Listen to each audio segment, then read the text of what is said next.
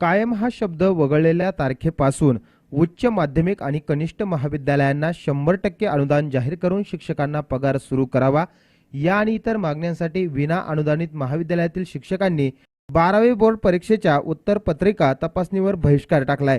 संगमनेरमध्ये शिक्षकांनी तहसीलदार साहेबराव सोनवणे यांना निवेदन सादर केलंय। बाळासाहेब गुंजाळ, नवनाथ डोके, प्रवीण मिसाळ यांसह शिक्षक वर्ग यांनी हे निवेदन दिलंय।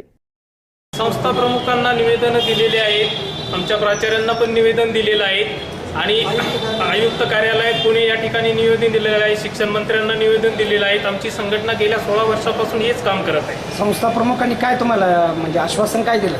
संस्था प्रमुखांच्या अखत्यारीत हा विषय येत नाही, तो विषय गव्हर्नमेंटचा असल्यामुळे आणि अनुदान हे गव्हर्नमेंटकडून येत असल्यामुळे संस्था प्रमुख आणि प्राचार्य आम्हाला पूर्ण सहकार्य करतायत, परंतु गव्हर्नमेंट ज्या वेळेला अनुदान डिक्लेअर करेल त्याच वेळेला ते देऊ शकतील। विद्यार्थ्यांकडून जी ॲडमिशन फी घेतली जाते त्यातून थोड्याफार प्रमाणात आम्हाला मानधन दिलं जातं संस्था प्रमुखांकडून, पण आपल्याकडे विद्यार्थी पण गरीब भागातले असल्यामुळं विद्यार्थी जास्त मोठ्या प्रमाणात ॲडमिशन फी देऊ शकत नाही आणि त्यामुळं तेही आम्हाला जास्त मोठ्या प्रमाणात मानधन देऊ शकत नाही। एकीकडे अनुदानित संघटनेकडून मोठ्या प्रमाणात आम्हाला सहकार्य करण्याची अपेक्षा आहे।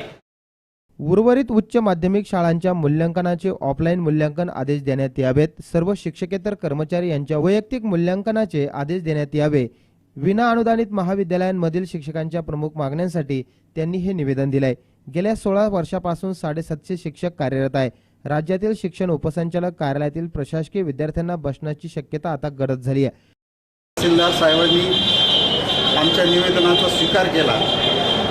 वर्षानुवर्षे गेली 15 वर्षापासून अनुदानित शिक्षक पगारासाठी कष्ट करतोय, परंतु शासनाला कुठल्याही प्रकारची त्यांची दया येत नाही आहे। त्याचबरोबर इतर ठिकाणी शासन भरपूर प्रमाणात खर्च करत आहे, परंतु आजपर्यंत तुटपुंजा पगारावर शिक्षक आमचे विनाअनुदानित माध्यमिक विद्यालयांमध्ये उच्च माध्यमिक विद्यालयांमध्ये काम करत आहेत। त्यांच्या प्रश्नांना वाचा फोडण्यासाठी कृती समितीच्या वतीने, महाराष्ट्र राज्य कृती समितीच्या वतीनं जो काही पेपरवर बहिष्कार टाकलेला आहे तपासण्यासाठी, पेपर तपासणी करणार नाही असं जे निवेदन दिलेलं आहे त्याचं निवेदन देण्यासाठी तहसीलदार साहेबांना भेटलो।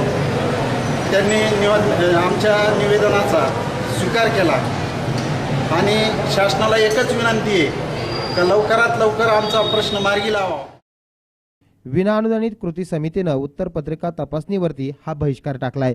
सी न्यूज मराठीसाठी प्रतिनिधी सुखदेव गाडेकर, संगमनेर।